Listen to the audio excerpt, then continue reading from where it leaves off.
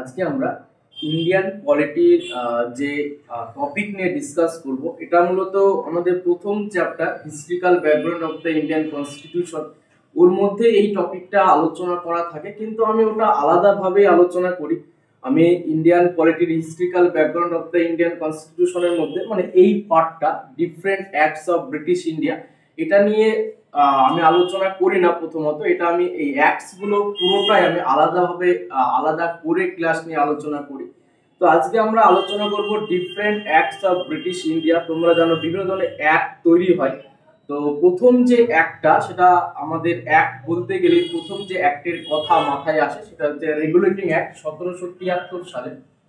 1773 সালে যে regulating act হয়, তো প্রথমেই জানতে হবে যে 1773 সালের এই রেগুলেটিং অ্যাক্ট কেন প্রয়োজন হলো হঠাৎ করে। 1773 সালের রেগুলেটিং অ্যাক্টের প্রয়োজনীয়তা কেন বা প্রয়োজন হলো কেন, দেখো এটা জানতে গেলে আমাদের এটা মেনলি এই অ্যাক্টস গুলো হিস্ট্রির একটা চ্যাপ্টার মধ্যে ইনক্লুডেড। মানে অ্যাডভেন্ট অফ ইউরোপিয়ান ট্রেডার্স, তোমাদের দেখবে আইএনএম চ্যাপ্টার যখন করবে ইন্ডিয়ান ন্যাশনাল মুভমেন্ট, সেখানে দেখবে একটা চ্যাপ্টার রয়েছে অ্যাডভেন্ট অফ ইউরোপিয়ান ট্রেডার্স। মানে ভারতে যে ইউরোপিয়ান বণিক গোষ্ঠীগুলো এসেছিল বিজনেস করার জন্য, প্রথমে কে এসেছিল? প্রথমে পর্তুগিজরা, তারপরে ডাচ বা ওলন্দাজ বা হল্যান্ড, এখন তো নেদারল্যান্ড, তারপরে ব্রিটিশরা, ব্রিটিশ বা ইংলিশ যাই বলো না কেন, ব্রিটিশরা, তারপরে ডেন্স বা ড্যানিশ বা ডেনমার্ক বা ডেনমার্ক, তারপরে ফ্রেঞ্চরা আসে। তো এগুলো তোমরা ইতিহাসের চ্যাপ্টারে কিন্তু পড়বে সিকোয়েন্সিয়ালি। প্রথমে পর্তুগিজ, তারপরে ডাচ, ব্রিটিশ, তারপরে ডেন্স, তারপরে ফ্রান্স। তো আমাদের কিন্তু এখানে মূলত এই ব্রিটিশ নিয়ে একটু আলোচনা করতে হবে। আর British East India company, British East India company, দেখো ইস্ট ইন্ডিয়া কোম্পানি মানে কিন্তু সবারই, মানে ডাচদেরও ইস্ট ইন্ডিয়া কোম্পানি, কিন্তু ব্রিটিশদের শুধু ইস্ট ইন্ডিয়া কোম্পানি মানে যে শুধু ব্রিটিশদেরই বোঝাবে এমনটা নয়। ব্রিটিশদের ইস্ট ইন্ডিয়া কোম্পানি তোমাকে বোঝাতে গেলে ব্রিটিশ ইস্ট ইন্ডিয়া কোম্পানি কিন্তু বলতে হবে। তো এখানে আমি ইস্ট ইন্ডিয়া কোম্পানি মানে শুধু ব্রিটিশদেরই বোঝাবো। তো ব্রিটিশ ইস্ট ইন্ডিয়া কোম্পানি, দেখো এটা আমি প্রথম থেকেই বলে দিই, তাহলে তোমাদের ইতিহাসটাও কমপ্লিট হবে। যদিও পলিটির নিরিখে অত মানে ওই 1585 থেকে শুরু করা মানে প্রয়োজনীয়তা নেই, কিন্তু তাও আমি একটু বলে দিই যাতে তোমাদের ইতিহাসটা একটু ক্লিয়ার হয়ে যাবে, একটু ঝালিয়ে নেওয়া যাবে।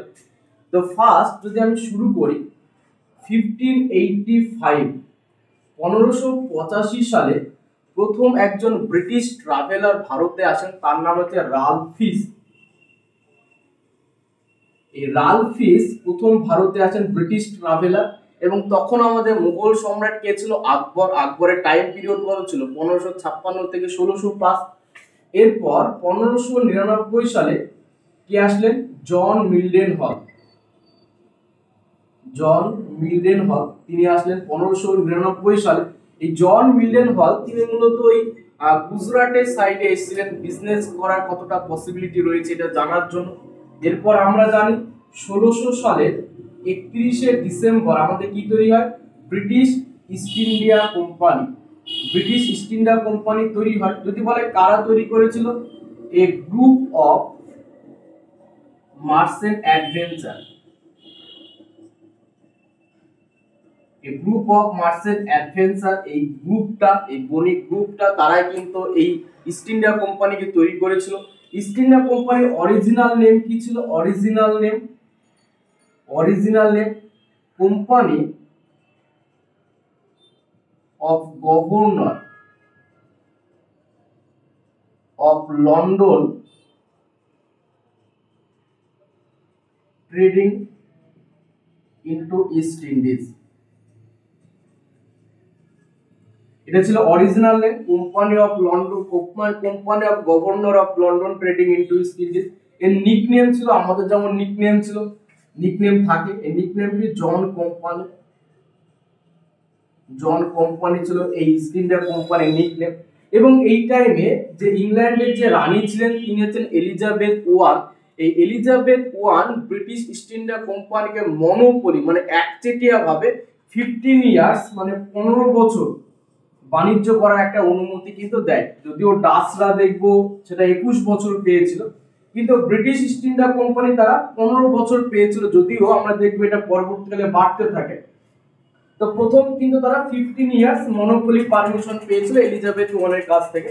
এবং ইস্ট ইন্ডিয়া কোম্পানি তৈরি হয়েছিল 1600 থেকে 1606 এই টাইম পিরিয়ডে ব্রিটিশ ইস্ট ইন্ডিয়া কোম্পানি কিন্তু ভারতে আসেনি। প্রথমে তারা বাণিজ্য করতে যায় ইন্দোনেশিয়ায়, সুমাত্রা এগুলোতেও কিন্তু তারা বিজনেস করতে যায়। এবং এখান থেকে দুখানা কোশ্চেন আসে যে ইংল্যান্ডে যখন ইস্ট ইন্ডিয়া কোম্পানি তৈরি হয় তখন ভারতে মুঘল সম্রাট কে ছিল? আকবর। আবার ইস্ট ইন্ডিয়া কোম্পানিকে ভারতে বাণিজ্য করার পারমিশন কোন মুঘল সম্রাট দিয়েছিল? তাও আনসার কিন্তু আকবর, জাহাঙ্গীর কিন্তু হবে না। কেন? আকবরের টাইম পিরিয়ড ছিল 1556 থেকে 1605। এই 1605 সালে আকবর মারা যাওয়ার আগে তিনি কিন্তু এই অনুমতিটা কিন্তু দিয়ে গেছেন। এরপর ইস্ট ইন্ডিয়া কোম্পানি যখন তৈরি হয়ে গেল, এরপর যেখান থেকে আমাদের কোশ্চেনটা হয় যে ফার্স্ট এবার কে আসলো বিজনেস করার জন্য? ফার্স্ট 1608 সালে আসলেন কে? Captain Hawkins. দেখো আমার কিন্তু 1773 সালে পৌঁছাতে হবে, আমি একদম মানে 1585 থেকেই শুরু করছি, আমার এখান থেকে কিন্তু শুরু করার কোনো প্রয়োজন ছিল না পলিটি নিরিখে। কিন্তু আমি চাই তোমাদের ইতিহাসটা একটু তোমাদের মনে করিয়ে দিই যে এগুলো পড়তে হবে বা এগুলো তোমরা পড়েছো, একটু ঝালিয়ে নেওয়া যাবে। তাই আমি 1585 মানে পুরো অ্যাডভেন্ট অফ ইউরোপিয়ান ট্রেডার্স এর মধ্যে ব্রিটিশ পার্টটা পুরোটাই আমি বলে দিচ্ছি। 1608 সালে কে আসলেন? Captain Hawkins. ক্যাপ্টেন হকিংস 1608 সালে বিজনেস করার জন্য আসলেন। তিনি মূলত জেমস ওয়ানের দূত হিসাবে এসেছিলেন, কারণ তখন ইংল্যান্ডের রাজা ছিল জেমস ওয়ান। এই জেমস ওয়ানের দূত হিসাবে এসেছিলেন ক্যাপ্টেন হকিংস। এবং ক্যাপ্টেন হকিংস কি করলেন? এই 15 ইয়ার্সটাকে বাড়িয়ে দিলেন, মানে একটা অনির্দিষ্টকাল ইনডেফিনিট কিন্তু করে দিলেন। তো ক্যাপ্টেন হকিংসকে পর্তুগিজরা কিন্তু বাধা দিয়েছিল। অলরেডি পর্তুগিজরা তো বিজনেসে ওখানে ভারতে আসে, তো পর্তুগিজরা ক্যাপ্টেন হকিংসকে বাধা দিল যে তোদের আমি বিজনেস করতে দেব না। ফলে ক্যাপ্টেন হকিংসকে পর্তুগিজরা বাধা দিলেও সেরকম বাধা কিন্তু হয়ে দাঁড়ায়নি। এবং আমরা দেখব ক্যাপ্টেন হকিংস হেক্টর নামক জাহাজে তিনি জাহাঙ্গীরের দরবারে পৌঁছে গেলেন। এবং ক্যাপ্টেন হকিংস যেহেতু তুর্কি ল্যাঙ্গুয়েজটা জানতেন, ফলে জাহাঙ্গীরের সাথে তার কমিউনিকেশনটা ভালোই হয়েছিল। এর ফলে আমরা দেখবো জাহাঙ্গীর ক্যাপ্টেন হকিংসকে ইংলিশ খান উপাধি কিন্তু দেন, এবং 400 মনসবদারে সম্মানিত কিন্তু করা হয়েছিল ক্যাপ্টেন হকিংসকে। এই মনসবদার মানে কি? আরবি ল্যাঙ্গুয়েজ মনসা কথার অর্থ হচ্ছে পদ, যাকে এই পদটা দেওয়া হতো তাকে বলা হতো মনসবদার। এটা মূলত ওই মধ্য এশিয়ার মঙ্গোলীয় বলে যে জায়গা যেখানে গোবি মরুভূমি লোকেটেড, সেখানে কিন্তু এই সিস্টেমটা পরিচালিত ছিল। এবং আকবর তার প্রশাসনে দুর্নীতি মুক্ত করার জন্য এই সিস্টেমটা চালু করে, যেখানে 33 খানা র্যাঙ্ক বা 33 খানা স্তর ছিল, যার মধ্যে একটা র্যাঙ্ক হচ্ছে 400 র্যাঙ্ক, মানে 400টা সৈন্য দিয়ে সম্মানিত করা হয়েছিল ক্যাপ্টেন হকিংসকে। তো ক্যাপ্টেন হকিংসকে যেহেতু পর্তুগিজরা বাধা দিয়েছিল, ফলে ক্যাপ্টেন হকিংস বেশি দিন ভারতে থাকতে পারলেন না, জাহাঙ্গীরও তাকে কোনো রকম সাহায্য করতে পারেনি। এবং আমরা দেখব ক্যাপ্টেন হকিংস 3 বছর থাকার পর তিনি চলে গেলেন সুরাটে। সুরাটে কেন চলে গেলেন? কারণ সুরাটে তখন ব্রিটিশদের সাথে পর্তুগিজদের একটা যুদ্ধ চলছিল এবং যেখানে ব্রিটিশ সেনাপতি ছিল মিডলটন। এরপর 1608 এর পর আমরা চলে যাব একদম 1611 সালে।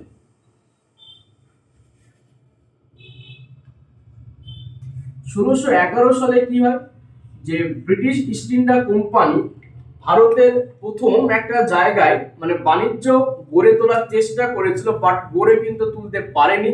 কোথায় গড়ে তোলার চেষ্টা করেছিল? মৌসুলিপত্তনমে এখানে বাণিজ্য কেন্দ্র গড়ে তোলার চেষ্টা করেছিল ফার্স্ট। যদি বলে যে ব্রিটিশরা প্রথম কোথায় বাণিজ্য গড়ে তোলার চেষ্টা করেছিল, এটা হচ্ছে মৌসুলিপট্টনম, কিন্তু এখানে 1611 সালে গড়ে তুলতে পারেনি। আমরা পরবর্তীকালে দেখব 1632 সালে গিয়ে মৌসুলিপট্টনমে তারা বিজনেস ঘাঁটি কিন্তু তৈরি করে। এবং এই 1611 সালে ব্রিটিশদের সাথে পর্তুগিজদের একটা যুদ্ধ হয়, যেটাকে বলে ব্যাটেল অফ বোম্বে, যেখানে ব্রিটিশ সেনাপতি ছিল মিডলটন এবং পর্তুগিজরা কিন্তু ব্রিটিশদের কাছে হেরে যায়, মানে ব্রিটিশ ইস্ট ইন্ডিয়া কোম্পানির কাছে। নেক্সট 1612 সালে পর্তুগিজ এবং ব্রিটিশ ইস্ট ইন্ডিয়া কোম্পানির সাথে আবার আরেকটা যুদ্ধ হয়, সেটা হচ্ছে ব্যাটেল অফ সোয়ালে। সেখানেও কিন্তু ব্রিটিশদের কাছে পর্তুগিজরা হেরে যায় এবং ব্রিটিশ সেনাপতি ছিল থমাস বেস্ট। এবং এই 1612 সালে দুখানা জাহাজ ভারতবর্ষে আসে ব্রিটিশদের ইংল্যান্ডের কাছ থেকে। সেটা হচ্ছে একটা হচ্ছে রেড ড্রাগন আর একটা হচ্ছে ওসিয়ান্ডার। রেড ড্রাগন ছিল বড় জাহাজ আর তার সাথে একটা ছোট জাহাজ এসেছিল ওসিয়ান্ডার। তাহলে যদি বলা হয় যে ভারতবর্ষে ব্রিটিশদের প্রথম জাহাজের নাম কি যেটা ভারতবর্ষে এসেছিল, তার আনসার হচ্ছে রেড ড্রাগন। হেক্টর কিন্তু হবে না, কারণ হেক্টর তোমরা দেখলে যে ক্যাপ্টেন হকিংস হেক্টরে করে জাহাঙ্গীরের কাছে গেলেন। হেক্টর একটা কোম্পানির থ্রুতে এসেছিল, কিন্তু কোশ্চেনটা করা হয় যে ব্রিটিশদের প্রথম জাহাজের নাম কি যেটা ভারতবর্ষে এসেছিল, তার আনসার রেড ড্রাগন। যেমন পর্তুগিজদের ক্ষেত্রে আমরা পড়েছিলাম সাউ গ্যাব্রিয়েল, ব্রিটিশদের ক্ষেত্রে হচ্ছে রেড ড্রাগন। এরপর 1613 সালে কি হয়, 1613 সালে মিডলটন যে ব্রিটিশ সেনাপতি মিডলটন তিনি জাহাঙ্গীরের কাছে গেলেন এবং জাহাঙ্গীরের কাছে ভারতের বিভিন্ন স্থানে বাণিজ্য কেন্দ্র গড়ে তোলা একটা অনুমতি নিলেন। এবং তারই পরিপ্রেক্ষিতে আমরা দেখবো 1613 সালে ব্রিটিশরা সুরাটে প্রথম বাণিজ্য কেন্দ্র কিন্তু গড়ে তুললো। কার তত্ত্বাবধানে গড়ে তুলেছিল? আর্ল স্মিথের তত্ত্বাবধানে কিন্তু গড়ে তুলেছিল। দেখো, যদি বলা হয় যে ব্রিটিশরা প্রথম কোথায় বিজনেস বাণিজ্যিক ঘাঁটি গড়ে তোলার চেষ্টা করেছিল, তাহলে আনসার হবে মৌসুলিপত্তনম। কিন্তু যদি কোশ্চেন করে ব্রিটিশরা প্রথম কোথায় বাণিজ্য কেন্দ্র গড়ে তুললো, তার আনসার কিন্তু সুরাট। এবং 1615 সালে গিয়ে আমরা দেখব যে স্যার থমাস রো ভারতবর্ষে আসলেন। এই স্যার থমাস রো তিনিও কিন্তু ইংল্যান্ডের রাজা জেমস ওয়ানের দূত হিসাবে এসেছিলেন। তো স্যার থমাস রো ভারতবর্ষে এসে একটা জিনিস অ্যাচিভ করেছিলেন যে ভারতের বিভিন্ন স্থানে বাণিজ্য কেন্দ্র গড়ে তোলার একটা পারমিশন বা অনুমতি কিন্তু তিনি নিয়ে অর্জন করেছিলেন। কিন্তু এই সময় কিন্তু তারা বাংলাতে কোন রকম ভাবে বাণিজ্য কেন্দ্র গড়ে তোলার অনুমতি পায়নি।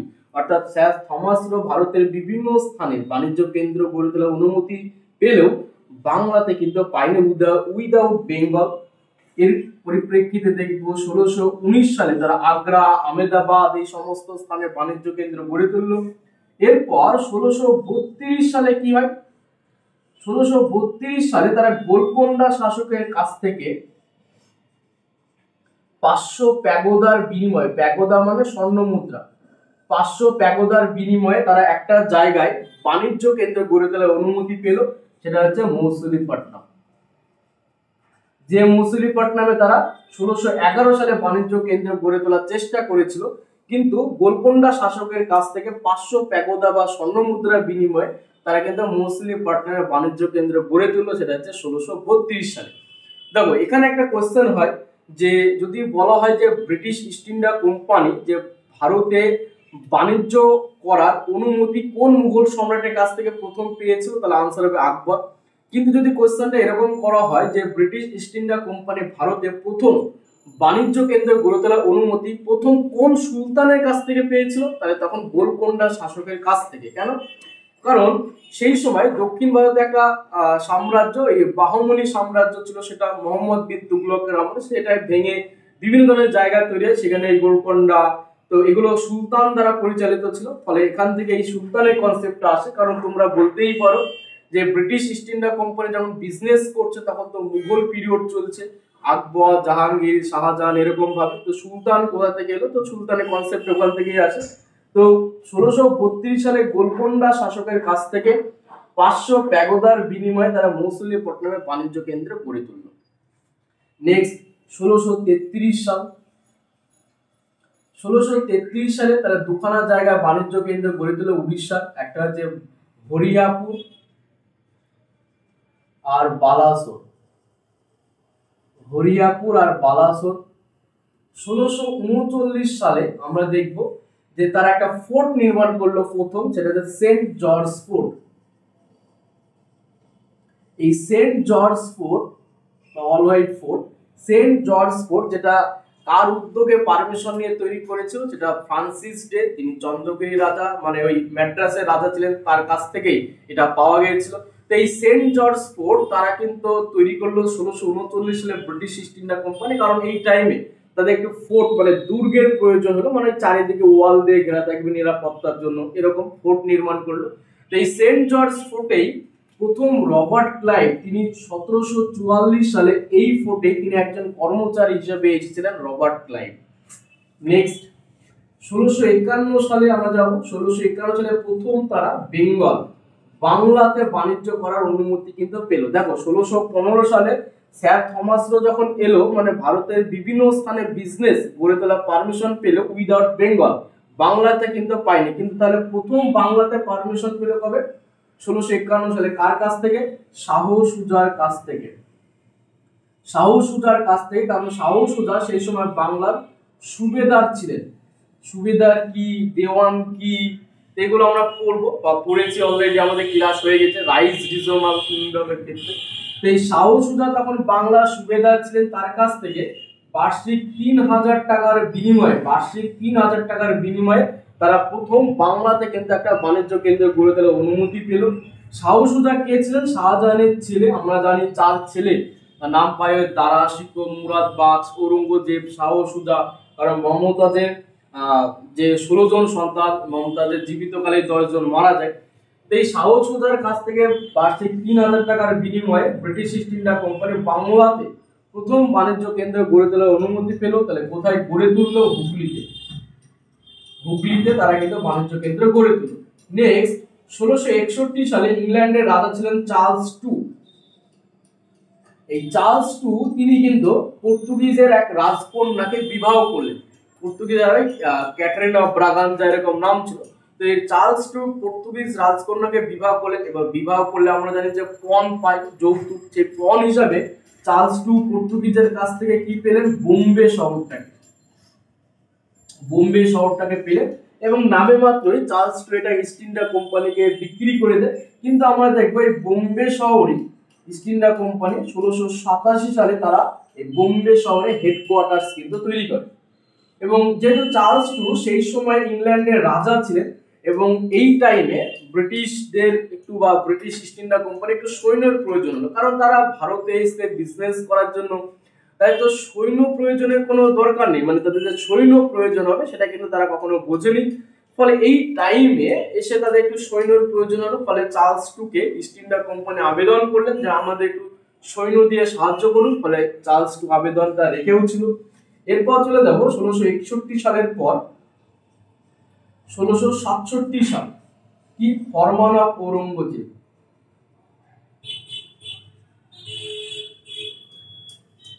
ফরমান অফ ঔরঙ্গজেব। ফলে আবার ঔরঙ্গজেব মুঘল সম্রাট হলেন। তাহলে আবার বাংলা থেকে প্রথম থেকে পারমিশন নিতে হবে। তাহলে সেই সময় 1672 সালে বাংলা সুবেদার কে ছিলেন? শায়েস্তা খান। তো প্রথম বাংলাতে পারমিশন পায় 1651 সালে শাহ সুজার কাছ থেকে। শাহ সুজা সেই টাইমে সুবেদার ছিলেন। 1672 সালে শায়েস্তা খানের কাছ থেকে পারমিশন নিলেন বাংলার। আর নেক্সট তারপর 1687 সালে তারা বোম্বে শহরে হেডকোয়ার্টার্স তৈরি করলো, বোম্বে শহরে। এবং 1688 সালে একটা ব্যাটেল হয়, মানে এটাকে বলে ফার্স্ট ব্যাটেল, যেটা হচ্ছে ব্রিটিশ ইস্ট ইন্ডিয়া কোম্পানি এবং মুঘলদের মধ্যে হয়, সেটা হচ্ছে battle of child. Battle of child. Child একজনের নাম ছিল জন চাইল্ড। অর্থাৎ ঘটনাটা কি ঘটে, যে সুরাটের যে মুঘল গভর্নর ছিলেন, মুঘল গভর্নর তিনি বললেন ঔরঙ্গজেবকে, কারণ ঔরঙ্গজেব তখন তো মুঘল সম্রাট, তো ঔরঙ্গজেবকে বললেন যে লোহিত সাগরে আমাদের কতগুলো জাহাজ ব্রিটিশরা লুট করেছে। ফলে ঔরঙ্গজেব বিষয়টা রেগে গেলেন। তখন সুরাটে যে ব্রিটিশ গভর্নর ছিলেন তার নাম ছিল জন চাইল্ড। ফলে জন চাইল্ডের সাথে যুদ্ধ ঘোষণা করলেন ঔরঙ্গজেব। এবং বলা হয় যে জন চাইল্ড খুব মানে প্রাণে বেঁচে যান খুব, এবং ঔরঙ্গজেব জন চাইল্ডকে বলেছিলেন যে কোন রকম ভাবে প্রাণে বেঁচে গেছিলেন যে জন চাইল্ড। এবং তারপরে ঔরঙ্গজেব জন চাইল্ডকে বলেছিলেন যে আপনাকে 9 মাসের মধ্যে ভারত ত্যাগ করতে হবে।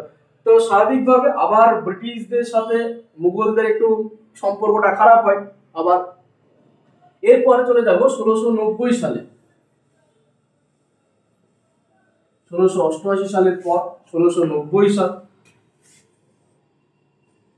1690 সালে কি হয় আমরা জানি ক্যালকাটা শহরের প্রতিষ্ঠা হয়, বর্তমান নাম কলকাতা, এবং 24শে আগস্ট আমরা ক্যালকাটা শহরের জন্মদিন ধরি। তো এই কলকাতা বা ক্যালকাটা শহরের প্রতিষ্ঠাতাকে আমরা বলি জব চার্নক। কিন্তু 2007 সালে ক্যালকাটা হাইকোর্ট একটা রায় দিয়েছিল যে জব চার্নক কলকাতা বা ক্যালকাটা শহরের প্রতিষ্ঠাতা নয়। কিন্তু কে সেটাও কিন্তু আমাদের হাইকোর্ট কিন্তু জানায়নি। অনেকে সুবর্ণ চৌধুরীর কথা বলেছিলেন, তো সুবর্ণ চৌধুরী সেখানকার জমিদারি ছিলেন, প্রতিষ্ঠাতা কিন্তু নয়। তাহলে এতদিন পর্যন্ত আমরা কেন জব চার্নকে ক্যালকাটা শহরের প্রতিষ্ঠাতা বলে আসছিলাম? কারণ ওই সুতানুটি বলে যে জায়গা, যেটাকে বাগবাজার বলি, ওই সুতানুটির পাশ দিয়ে যে হুগলি নদী প্রবাহিত ছিল বা হুগলি নদী, সেই হুগলি নদীর উপর দিয়ে যে জব চার্নক কি জাহাজ নিয়ে যাচ্ছিলেন, এবং দেখলেন ওই সাইডে যে সুতা নদীর যে জায়গাটা, সেখানে অনেক লোকের ভিড়। জব চার্নক কি করলেন যে কেন ভিড় সেটা দেখার জন্য তিনি জাহাজ থামিয়ে তিনি আসলেন এবং দেখলেন এখানে সুতো কেনা বেচা চলছে। ফলে জব চার্নক তিনি সিদ্ধান্ত নিলেন এই সুতানুটি গোবিন্দপুর কলকাতা এই জায়গায় তিনি বিজনেস করবে। মানে ঔরঙ্গজেবের কাছ থেকে পারমিশন কিন্তু নিয়েছিলেন। তো এরই পরিপ্রেক্ষিতে হয়তো আমরা এতদিন পর্যন্ত জব চার্নকে ক্যালকাটা শহরের প্রতিষ্ঠাতা বলে আসছিলাম। যেহেতু ক্যালকাটা হাইকোর্ট রায় দিয়েছে যে জব চার্নক কলকাতা বা ক্যালকাটা শহরের প্রতিষ্ঠাতা নয়, তাই আমরা আর বলবো না। কিন্তু কে সেটাও কিন্তু বলেনি। নেক্সট 1691 সালে আমাদের সুবেদার ইব্রাহিম খানের কাছ থেকে আবার বাংলার পারমিশন নেয় 1691 সালে। তখন বাংলা সুবেদার ছিলেন কে? ইব্রাহিম খান। দেখো কেন আবার পারমিশন নিতে হলো? এই যে ব্যাটেল অফ চাইল্ড, মুঘলদের সাথে ব্রিটিশ ইস্ট ইন্ডিয়া কোম্পানির সম্পর্ক খারাপ হয়, আবার তো পারমিশন নিতে হবে। তখন বাংলার সুবেদার ছিলেন ইব্রাহিম খান। দেখো তিনটে কথা মাথায় রাখবো বাংলার ক্ষেত্রে। একটা হচ্ছে 1651 সালে প্রথম শাহ সুজার কাছ থেকে নেয় পারমিশন বাংলাতে। নেক্সট 1672 সালে শায়েস্তা খান, আর 1691 সালে হচ্ছে আমাদের ইব্রাহিম খান। এই তিনটে কথা আমাকে কিন্তু মাথায় রাখতে হবে। এরপর চলে যাবো 1696 সালে তারা ফোর্ট উইলিয়াম তৈরি করলো। ফোর্ট উইলিয়াম, এটা তৃতীয় উইলিয়াম, রাজা তৃতীয় উইলিয়ামের নাম অনুসারে। এবং 1698 সালে কি হলো যে তখন বাংলার যে সুবেদার ছিলেন আজিম উদ শান, এই আজিম উদ শান তিনি বাংলা সুবেদার ছিলেন। আজিম উদ শান পরেও পড়বে, এই নেক্সট চ্যাপ্টার যেমন রাইজ রিজিওনাল কিংডম থাকবে, মুর্শিদ কুলি খানের সাথে একটা গন্ডগোল হয় আজিম উদ শানের। এই আজিম উদ শান তিনি ঔরঙ্গজেবের নাতি ছিলেন, অর্থাৎ ঔরঙ্গজেবের যে জ্যেষ্ঠ পুত্র মুয়াজ্জম বা শাহ আলম ওয়ান বা ওই বাহাদুর শাহ ওয়ান, তো এই মুয়াজ্জমের ছেলে ছিলেন আজিম উদ শান। ফলে এই আজিম উদ শানের কাছ থেকে ব্রিটিশ ইস্ট ইন্ডিয়া কোম্পানি বার্ষিক 1200 টাকার বিনিময়ে ওই গোবিন্দপুর, কলকাতা এবং সুতানুটি এই তিনটে জায়গায় জমিদারি সত্ত্বটা কিন্তু লাভ করে। এবং এই 1698 এই 1698 সালে আরেকটা সমস্যা তৈরি হয়, অর্থাৎ ব্রিটিশ ইস্ট ইন্ডিয়া কোম্পানি দেখো অটোনোমাস বডি ছিল। তো অটোনোমাস বডি মানে এরকম না যে যা ইচ্ছা তাই করবে, একটা টাইম পর্যন্ত সেটা থাকলো, ঠিক আছে, তো যা ইচ্ছা তাই করবো অটোনোমাস বডি, এটা কিন্তু নয়। তো ব্রিটিশ ইস্ট ইন্ডিয়া কোম্পানি এই সময় মানে ব্রিটিশ গভর্নমেন্ট, ইংল্যান্ডের ওই ব্রিটিশ গভর্নমেন্টের সাথে পুরোপুরি যোগাযোগ বন্ধ করে দিল। তো তাদের নিজের ইচ্ছা মতো কাজ শুরু করলো। ফলে তখন ব্রিটিশ গভর্নমেন্ট ভাবলো ওই ইস্ট ইন্ডিয়া কোম্পানিকে একটু আমাদের নিয়ন্ত্রণে আনতে হবে, এবং তার জন্য তারা ব্রিটিশ গভর্নমেন্ট একটা কোম্পানি তৈরি করলো। সেই কোম্পানির নাম হচ্ছে company of governor, company of governor of London trading into East Indies. Company of governor of London trading into East Indies, এই কোম্পানিটা তৈরি করলো ব্রিটিশ গভর্নমেন্ট। কেন তৈরি করলো? ব্রিটিশ ইস্ট ইন্ডিয়া কোম্পানিকে নিয়ন্ত্রণ করার জন্য। অর্থাৎ ইস্ট ইন্ডিয়া কোম্পানি কোনো কাজ করতে গেলে এই কোম্পানির পরামর্শ নিতে হবে। এই সিস্টেমটা কিন্তু চালু করলো আমাদের ব্রিটিশ গভর্নমেন্ট। তাহলে ভারতবর্ষে দুখানা কোম্পানি থাকলো, একটা ইস্ট ইন্ডিয়া কোম্পানি এবং company of governor of London trading into East Indies, দুখানা কোম্পানি তৈরি হয়ে গেল। এরপর 1700 সালে আমরা দেখবো বাংলা প্রেসিডেন্সির অন্তর্গত হয়, এবং 1708 সালে গিয়ে আমরা দেখবো এই যে দুটো কোম্পানি, একটা ইস্ট ইন্ডিয়া কোম্পানি আর একটা হচ্ছে company of governor of London trading into East Indies, এই দুটো কোম্পানিকে মার্জ করে দেওয়া হলো এবং একটাই নাম রাখা হলো, সেটা হচ্ছে United company of United company of London trading into East Indies. London trading into East Indies অর্থাৎ ইউনাইটেড মানে এই কোম্পানির আগে ইউনাইটেড কথাটা কিন্তু জুড়ে দেওয়া হলো এবং এই কোম্পানির নামটাই টিল 1858 পর্যন্ত কিন্তু এই নামেই ছিল। অর্থাৎ আমরা জানি যে 1858 সালে যখন কোম্পানির অবসান ঘটে তখন কোম্পানির নামটা কি ছিল? United company of London trading into East Indies. যদি কোশ্চেন করে যে আমাদের ইস্ট ইন্ডিয়া কোম্পানি যখন অবসান ঘটে তখন তার নামটা কি ছিল, অপশন এ যদি বলে East India company, option B যদি বলে company of London trading into East Indies, আর অপশন সি যদি বলে united company of London trading into East Indies, তাহলে আনসার হবে কি united company of London trading into East Indies. এরপর 1715 সালে ভারতে আসলেন কে? Surman and doctor Hamilton. কেন আসলেন ভারতে? তো ওই টাইমে আমরা জানি যে মুর্শিদ কুলি খান, পরের চ্যাপ্টারে পড়বো, মুর্শিদ কুলি খান যখন সুবেদার পদটি পেয়ে গেলেন, মানে ফারুক শিয়ার যখন তাকে সুবেদার করে দিলেন, দেওয়ান পদ তো আগেই পেয়েছিলেন, যখন মুর্শিদ কুলি খান সুবেদার হয়ে গেলেন, দেওয়ান আছে আবার সুবেদার ও দুখানা, তার দুখানা শক্তিশালী, তখন মুর্শিদ কুলি খান বলেছিলেন যে ব্রিটিশ ইস্ট ইন্ডিয়া কোম্পানি ভারতের অন্যান্য জায়গা থেকে কি কি সুযোগ সুবিধা পাচ্ছে সেটা আমার জানার দরকার নেই, বাট এখন থেকে তারা বাংলা থেকে কোন রকম সুযোগ সুবিধা কিন্তু পাবে না। ফলে ব্রিটিশ ইস্ট ইন্ডিয়া কোম্পানির মাথায় তখন ওই ইংল্যান্ড থেকে সুরম্যানকে পাঠানো হয় এবং তার সাথে একটা প্রতিনিধি দল পাঠানো হয়। সেই দলের একজন ডাক্তার ছিলেন ডক্টর হ্যামিল্টন এবং এই টাইমে আমরা জানি ফারুক শিয়ার পেটের রোগে ভুগছিলেন। ফলে একদিকে ডক্টর হ্যামিল্টনের চিকিৎসা, অন্যদিকে সুরম্যানের মধ্যস্থতা, ফলে ব্রিটিশ ইস্ট ইন্ডিয়া কোম্পানি একটা রাজকীয় মহাসনদ পেয়ে গেল, সেটা কি? ফারুক শিয়ার ফরমান।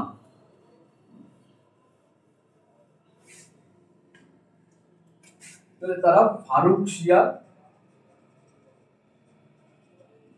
ফরমান 1717, যেটা মেন অংশ কি ছিল?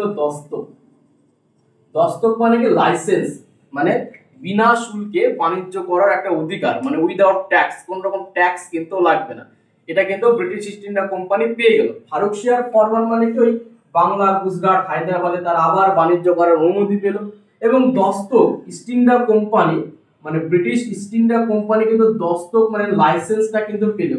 মাথায় রাখবে যে আমাদের ভারতবর্ষে যে সমস্ত ইউরোপিয়ান বণিক গোষ্ঠীগুলো এসেছিল, মানে পর্তুগিজ, ডাচ, কেউ কিন্তু দস্তক পায়নি, কিন্তু একমাত্র ব্রিটিশরা কিন্তু দস্তকটা পেয়েছিল এবং এর ফলে সমস্যাটা কি হলো? এই দস্তক তো আমাদের সিরাজউদ্দৌলা বন্ধ করতে চেয়েছিল, মীর কাসেম বন্ধ করতে চেয়েছিল, তাদের তো সমস্যাটা তৈরি হয়। তো যখন ইস্ট ইন্ডিয়া কোম্পানি দস্তক পেয়ে গেল এবং এটাও বলে দেওয়া হলো যখন কোম্পানির নামে বাণিজ্য চলবে তখন কিন্তু এই দস্তকটাকে ইউজ করতে পারবে, মানে উইদাউট ট্যাক্স। কিন্তু যখন কোনো ব্রিটিশ নিজের ইচ্ছা মতো মানে পার্সোনালি ব্যক্তিগতভাবে বাণিজ্য করবে তখন কিন্তু দস্তক ইউজ করতে পারবে না, শুধুমাত্র কোম্পানির নামে যখন বিজনেস হবে তখনই কিন্তু দস্তক ইউজ করতে পারবে। এর ফলে কি হলো? ধরো এটা ইস্ট ইন্ডিয়া কোম্পানি, এটা হচ্ছে ইন্ডিয়ান বণিক গোষ্ঠী, ইন্ডিয়ান বণিক, ফলে ইস্ট ইন্ডিয়া কোম্পানি দস্তক ইউজ করছে, ধরো আলু বিক্রি করছে, ধরো আলু, যেহেতু তাদের তো কোনো রকম ট্যাক্স দিতে হচ্ছে না, ফলে তাদের কাছে আলুর দাম কত? 15 টাকা কেজি, 15 টাকা কেজি। কিন্তু ইন্ডিয়ান বণিকগণ তাদের তো ট্যাক্স দিতে হচ্ছে, তাদের কাছে আলুর দাম কত? 20 টাকা কেজি। এর ফলে মানুষ কাদের কাছ থেকে আলু কিনবে? এদের কাছ থেকে, এদের কাছ থেকে, অবশ্যই এদের কাছ থেকে, কারণ দাম কম। এর ফলে ইন্ডিয়ান বণিক গোষ্ঠী কি তাদের প্রবলেমে পড়ে গেল। দস্তক যেটা ব্রিটিশ ইস্ট ইন্ডিয়া কোম্পানি, তার জন্য সিরাজউদ্দৌলা, মীর কাসেম বন্ধ করার চেষ্টা করেছিল, যদিও আমরা দস্তক দেখবে একদম 1773 সালে গিয়ে ওয়ারেন হেস্টিংস বন্ধ করে দেয় এবং বলে দেয় প্রত্যেককে 2.5% কিন্তু ট্যাক্স দিতে হবে। এরপরে আমরা চলে যাব 1757 সালে, কি হয়? Battle of Palashi. এই ব্যাটেল অফ পলাশি 1757 23 জুন হয় এবং দেখবো সিরাজউদ্দৌলা পরাজয় ঘটে এবং ব্রিটিশ ইস্ট ইন্ডিয়া কোম্পানি জিতে যায় এবং এই পলাশি যেটা নদিয়া ডিস্ট্রিক্টে লোকেটেড। তো বলা হয় যে পলাশি যুদ্ধের পর যে ভারতে ব্রিটিশদের একটা মানে রাজনৈতিক ক্ষমতার কিন্তু সূচনা ঘটে এবং এই রাজনৈতিক ক্ষমতাকে হাতিয়ার করে তারা অর্থনৈতিক দিকটাকে স্ট্রং করতে শুরু করে এবং তারই পরিপ্রেক্ষিতে আমরা দেখবো 1765 সালে তারা দেওয়ানি অধিকারটা কিন্তু পেয়ে গেল। দেওয়ানি কোথাকার? বেঙ্গল, বিহার, উড়িষ্যা, দেওয়ানি অধিকার পেয়ে গেল তো এই দেওয়ানি অধিকারটা কোথায় থেকে পেল, মানে বাংলা বিহার উড়িষ্যাতে ট্যাক্স কালেক্ট করা বা রাজস্ব আদায় করা, রেভিনিউ আদায় করার যে ক্ষমতা বা অধিকার তারা 1765 সালে পেয়ে গেল তিনখানা জায়গায়, বেঙ্গল, বিহার, উড়িষ্যা। কারণ ভারতে উর্বর জায়গা বলা হয় তিনটে জায়গা। এর ফলে সমস্যাটা কি হলো, মানে এটা কোথায় থেকে পেলো, মানে কার কাছ থেকে পেলো যদি বলা হয়, যে 1764 সালে একটা যুদ্ধ হয় 22শে অক্টোবর। 1764 সালে 22শে অক্টোবর একটা যুদ্ধ হয়, যেটা যুদ্ধের নাম হচ্ছে battle of Buxar. Battle of বক্সারের যুদ্ধ হয়। তিনজন মিলিত বাহিনীর সাথে ব্রিটিশ ইস্ট ইন্ডিয়া কোম্পানির যুদ্ধ হয়। তিনজন বাহিনী কে ছিল, মীর কাসিম, তারপরে সুজাউদ্দৌলা আর একটা হচ্ছে শাহ আলম টু। তো এই মীর কাসিম, সুজাউদ্দৌলা এবং শাহ আলম টু, এই তিনজন মিলিত বাহিনীর সাথে ব্রিটিশ ইস্ট ইন্ডিয়া কোম্পানির যুদ্ধ হয়। এবং এই সুজাউদ্দৌলা অযোধ্যার নবাব ছিলেন, এবং এই তিনজন মিলিত বাহিনীর পরাজয় ঘটে এবং ইস্ট ইন্ডিয়া কোম্পানি কিন্তু জিতে যায়। ফলে যখনই হেরে গেল তারা, তাহলে পরে একটা ট্রিটি করতে হবে, কারণ যুদ্ধে হেরে গেলে তো ট্রিটি সন্ধি করতে হবে। মীর কাসিম কি করলেন, তিনি পালিয়ে গেলেন এবং অনেকদিন পর দেখবো 1777 সালে তার মৃত্যু ঘটে। আর পরে থাকলো কি দুজন, সুজাউদ্দৌলা, শাহ আলম টু। এই দুজনের সাথে আমাদের রবার্ট ক্লাইভ চুক্তি করলেন, অযোধ্যার নবাব সুজাউদ্দৌলা আর শাহ আলম টু। তো সুজাউদ্দৌলার সাথে যে ট্রিটি করলেন সেটা হচ্ছে এলাহাবাদ 1 ট্রিটি, আর শাহ আলম টু এর সাথে ট্রিটি করলেন এলাহাবাদ 2 ট্রিটি। তো এই এলাহাবাদ 2 ট্রিটির মাধ্যমে শাহ আলম টু এর কাছ থেকে বার্ষিক 26 লক্ষ টাকার বিনিময়ে তারা কিন্তু এই দেওয়ানি অধিকারটা কিন্তু পেয়েছিলেন বাংলা, বিহার, উড়িষ্যায় 1765 সালে। দেখো একটা কথা একটু বলে দিই, যখন এই ইস্ট ইন্ডিয়া কোম্পানি দেওয়ানি অধিকারটা পেয়ে গেল, মানে রাজস্ব আদায়ের অধিকারটা পেয়ে গেল, মানে তাদের সোর্স অফ ইনকামটা হয়ে গেল। তো ইস্ট ইন্ডিয়া কোম্পানি যখন ভারতে বিজনেস করতে আসে, তখন কিন্তু ব্রিটিশ গভর্নমেন্ট তাদের কোন রকম ভাবে আর্থিক সাহায্য করেনি। ইস্ট ইন্ডিয়া কোম্পানি যখন ভারতবর্ষে বিজনেস করতে আসে, তখন কিন্তু ব্রিটিশ গভর্নমেন্ট তাদের কোন রকম ভাবে আর্থিক সাহায্য করেনি। তাহলে তাদের আর্থিক সাহায্য করলো কে, একজনকে তো করতেই হবে।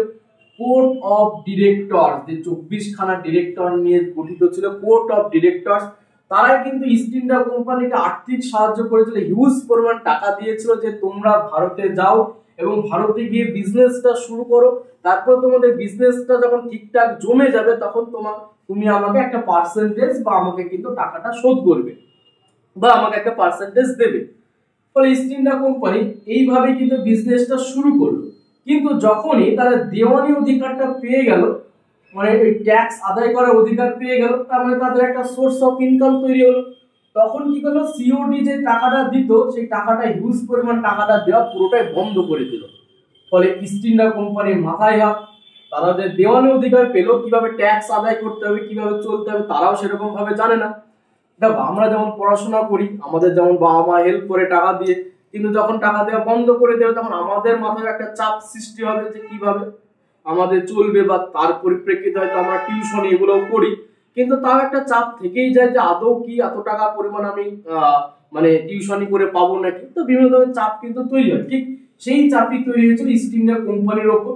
তো যখন সিওডি টাকাটা দেওয়া বন্ধ করে দিল, ফলে তারা কি করলো, ওই যে বাংলা, বিহার, উড়িষ্যায় যে দেওয়ান অধিকারটা পেল, সেখানকার যে কৃষক বা সেখানকার লোকের ওপর, মানে ভারতীয়দের ওপর যে অত্যাচার করা শুরু করলো, জোর করে খাজনা আদায় করা, ট্যাক্সের পরিমাণ বাড়িয়ে দেওয়া, কারণ তাদের তো ঋণ পরিশোধ করতে হবে।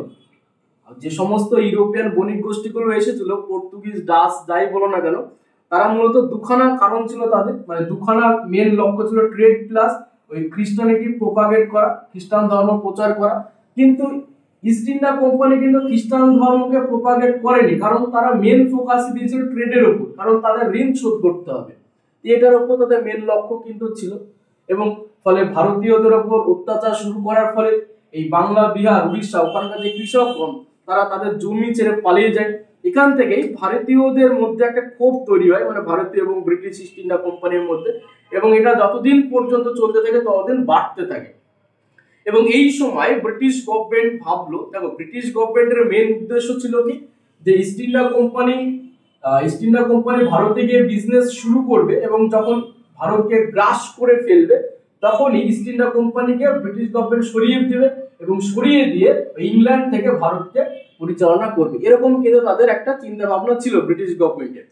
কিন্তু যখন ইস্ট ইন্ডিয়া কোম্পানি ভারতীয়দের উপর অত্যাচার করা শুরু করলো, দিনের পর দিন বাড়তেই থাকলো, ফলে ভারতীয়দের মনে ব্রিটিশ সম্পর্কে একটা আগুন তৈরি হলো এবং তখন ব্রিটিশ গভর্নমেন্ট ভাবলো যে এইভাবে যদি চলতে থাকে তাহলে আমরা ভারতবর্ষে বেশি দিন থাকতে পারবো না। এবং ফলে কি করলো, তারা ভাবলো ইস্ট ইন্ডিয়া কোম্পানিকে একটা শক্তিশালী আইনের মাধ্যমে যে নিয়ন্ত্রণ করতে হবে, তার ফলেই তৈরি করলো 1773 সালের রেগুলেটিং অ্যাক্ট। রেগুলেট মানে নিয়ন্ত্রণ করা, ইস্ট ইন্ডিয়া কোম্পানিকে নিয়ন্ত্রণ করবে। কে নিয়ন্ত্রণ করবে? ব্রিটিশ গভর্নমেন্ট নিয়ন্ত্রণ করবে। 1773 সালের রেগুলেটিং অ্যাক্ট কিন্তু তৈরি করবে। এবার চলে আসি 1773 রেগুলেটিং অ্যাক্ট, যেটা আমাদের দরকার। দেখো এত কিছু বলার একটাই কারণ, মানে এত কিছু পলিটিতে লাগবে না, কিন্তু ইতিহাসটা তোমাদের একটু দেখে নেওয়া হলো বা দেখে নিলে বা ঝালিয়ে নিলে, তার জন্য আমি প্রথম থেকেই বলে দিলাম। তাহলে প্রথমে চলে 1773 সালের রেগুলেটিং অ্যাক্ট কি করব। It was the first act enacted by British government to control and regulate the affairs of East India Company in India। তাহলে কি ভারতে ইস্ট ইন্ডিয়া কোম্পানি বিভিন্ন বিষয়কে রেগুলেট করতে শুরু করলো বা কন্ট্রোলে নিয়ে আসলো কে? আমাদের ব্রিটিশ গভর্নমেন্ট। কোন আইনের মাধ্যমে? 1773 সালের রেগুলেটিং অ্যাক্টের মাধ্যমে। আর কি কি বলবো? Governor of Bengal became governor general of Bengal, এবং গভর্নর অফ বেঙ্গল এই পদটাকে প্রমোশন করে নাম রাখা হলো গভর্নর জেনারেল অফ বেঙ্গল। দেখো গভর্নর অফ বেঙ্গল, এই গভর্নর, তাহলে লাস্ট গভর্নর অফ বেঙ্গল কে ছিলেন? Warren Hastings. তিনি প্রমোশন হলেন, তাহলে first governor general of Bengal কি হবে? ওয়ারেন হেস্টিংস হল। Next, by this act supreme court was established in 1774। এই আইনের মাধ্যমে একটা সুপ্রিম কোর্ট তৈরি হবে এটা বলা হলো, এবং 1774 সালে ক্যালকাটাতে সুপ্রিম কোর্টটা তৈরি হলো, যার একজন চিফ জাস্টিস ছিল স্যার এলিজা এমপে, এবং তার সাথে 3 জন সহকারী জাস্টিস ছিলেন, যেমন চেম্বার, লেমিস্টার, হাইড, এগুলো। নেক্সট 4 নম্বর কি, যে ফার্স্ট প্রথম অফিশিয়ালি অ্যাপ্রুভ দেওয়া হলো এই আইনের মধ্যে, ফার্স্ট অফিশিয়ালি অ্যাপ্রুভ দেয়ার পলিটিক্যাল অ্যাক্টিভিটি। তবে ইস্ট ইন্ডিয়া কোম্পানিকে কখনো অফিশিয়ালি অ্যাপ্রুভ দেওয়া হয়নি তাদের পলিটিক্যাল অ্যাক্টিভিটির জন্য, রাজনৈতিক কার্যাবলীর জন্য। এই আইনের মধ্যে তাদের অফিশিয়াল অ্যাপ্রুভটা কিন্তু দিয়ে দেওয়া হয়। আর 5 নম্বর কি, এই রেগুলেটিং অ্যাক্ট কে বলা হয় it was the first act, অর্থাৎ first written constitution in British India, অর্থাৎ it was the first written constitution in British India. British India প্রথম রিটেন কনস্টিটিউশন কিন্তু বলা হয় রেগুলেটিং অ্যাক্টকে। আর কি এই সময়ে যে ইংল্যান্ডে যে প্রাইম মিনিস্টার, যে লর্ড নর্থ বা ফেডরিক নর্থ যাই বলেন না কেন, আর এই সময় ইট ওয়াজ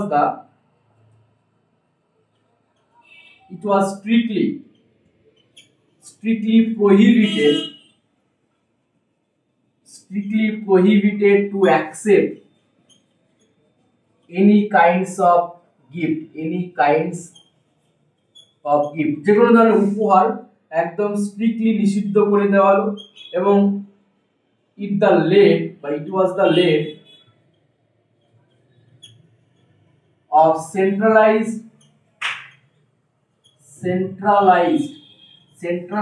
administration, অর্থাৎ একটা কেন্দ্রীভূত শাসন ব্যবস্থা গড়ে তুলতে হবে, সেটাও কিন্তু এই আইনের মাধ্যমে বলে দেওয়া হলো। আর 9 নাম্বার আমরা পড়ব রেগুলেটিং অ্যাক্টের মধ্যে 9 number point, Bombay and Madras Council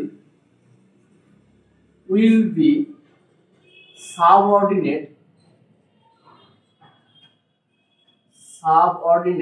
to Calcutta Council.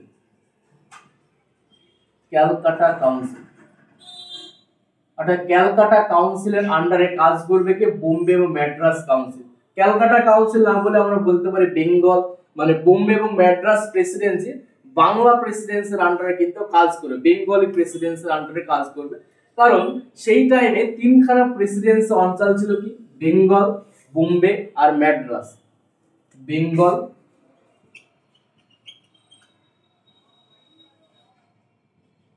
Bombay আর ম্যাড্রাস বা মাদ্রাস, এই তিনখানা প্রেসিডেন্সি অঞ্চল ছিল। কেন বাংলার আন্ডারে বোম্বে এবং ম্যাড্রাস কাজ করবে এটা বলা হয়। দেখো, প্রত্যেক বাংলা, বোম্বে, ম্যাড্রাস তিনটে প্রেসিডেন্সি অঞ্চল ছিল এবং প্রত্যেকের গভর্নর ছিল। এখানেও গভর্নর ছিল, এখানেও গভর্নর ছিল, আবার এখানেও কিন্তু গভর্নর ছিল। কিন্তু আমাদের যে গভর্নর জেনারেল যে পদের প্রমোশনটা হলো, কোন গভর্নরের প্রমোশন হলো? বাংলার গভর্নরের প্রমোশন হলো। অর্থাৎ এই গভর্নরে কিন্তু গভর্নর জেনারেল করা হলো বাংলার ক্ষেত্রে। তাহলে ম্যাড্রাসের গভর্নরের প্রমোশন হয়নি, বোম্বের গভর্নরের প্রমোশন হয়নি, ফলে তাদের একটা রাগ তৈরি হলো। বোম্বে ম্যাড্রাসের গভর্নরের মধ্যে একটা রাগ তৈরি হলো যে আমাদের কেন প্রমোশন হলো না, বাংলার গভর্নরের কেন প্রমোশন হলো। ফলে এই সময় গভর্নর জেনারেল কে ছিলেন? Warren Hastings. এবং দেখো, তাহলে গভর্নর জেনারেল তো সবার উপরে, তারপরে নিচে গভর্নর, তারপরে গভর্নর থাকে। তাহলে বাংলার আন্ডারে চলে এলো কি? ম্যাড্রাস এবং বোম্বে, কারণ গভর্নর জেনারেল আন্ডারে থাকবে গভর্নর। ফলে এবার আমরা বলতে পারি কি এরকম যে বাংলার আন্ডারে চলে এলো, মানে ধরো এটা পুরোটাই বাংলা, তাহলে এর আন্ডারে চলে আসবে, এটা হচ্ছে বোম্বে আর এটা হচ্ছে ম্যাড্রাস, আর এটা পুরোটাই হচ্ছে বেঙ্গল। তাহলে বাংলার আন্ডারে বোম্বে এবং ম্যাড্রাস চলে এলো, কারণ বাংলার তো গভর্নর জেনারেল প্রমোশন হয়ে গেছে আর এদের তো গভর্নর। তো তখন যে ব্রিটিশ গভর্নমেন্ট, যে এই ওয়ারেন হেস্টিংস তো গভর্নর জেনারেল ছিলেন, তো ওয়ারেন হেস্টিংস কে বললেন যে আপনি যখন বাংলার কোনো কাজ করবেন বা বাংলার কোনো সিদ্ধান্ত নেবেন, তখন এই চারজন একটা পরিষদ তৈরি করেছিল, চারজন সদস্যের, যেখানে কে কে ছিল? ওই জন ক্লেভারিং, তারপরে জর্জ মনসন, তারপরে রিচার্ড বারওয়েল, তারপরে ফিলিপ ফ্রান্সিস, তো চারজন সদস্য ছিল, এগুলো লেখার দরকার নেই। এই চার যে সদস্য ছিল, তো ব্রিটিশরা বলেছিল যে আপনি যখন বাংলার কোনো সিদ্ধান্ত নেবেন তখন এই চারজন সদস্যের সম্মতি বা অনুমতি কিন্তু নেবেন। ওয়ারেন হেস্টিংসকে এটা বলেছিল। আবার বলেছিল যে ওয়ারেন হেস্টিংস আপনি যখন বোম্বের কোনো কাজ করবেন তখন বোম্বের যে গভর্নর থাকবেন তার অনুমতি নেবেন। আবার যখন ম্যাড্রাসের কোনো কাজ করবেন, ম্যাড্রাসের যে গভর্নর থাকবেন তার অনুমতি নেবেন। কিন্তু সমস্যাটা তৈরি হলো কি? ওয়ারেন হেস্টিংস যখন বেঙ্গলের কোনো সিদ্ধান্ত নিতে চাইছেন তখন এই চার সদস্য কোনো রকম সম্মতি দেয় না। আবার ওয়ারেন হেস্টিংস যখন বোম্বের কোনো কাজ করতে চায় তখন এই বোম্বের গভর্নর কোনো সম্মতি দেয় না। আবার ওয়ারেন হেস্টিংস যখন ম্যাড্রাসের কোনো কাজ করতে চায় তখন ম্যাড্রাসের গভর্নর কোনো সম্মতি দেয় না। কেন দেয় না? কারণ তাদের রাগ, আমাদের প্রমোশন হলো না, ওনার হয়ে গেল, এটাই রাগ। ফলে ওয়ারেন হেস্টিংস ব্রিটিশ গভর্নমেন্টকে চিঠি লিখলো যে হয় আমাকে কাজ করতে দেন, আর নইলে আপনাদের যে আইন, যে 1773 সালের রেগুলেটিং আইন যেটা আপনারাই তৈরি করেছেন, ওই আইনের পরিবর্তন বা সংশোধন করুন। ফলে এর ফলে আইনটাকে সংশোধন করানো হলো কত? 1721 সালে। কি বলা হয়? An act of settlement. An act of settlement কবে হয়? 1781 সালে। এবং এরপরে নেক্সট অ্যাক্ট আমরা করব 1784 সালে, পিটস ইন্ডিয়া অ্যাক্ট। তো আমরা নেক্সট ক্লাসে পিটস ইন্ডিয়া অ্যাক্ট থেকে আমরা কন্টিনিউ করব।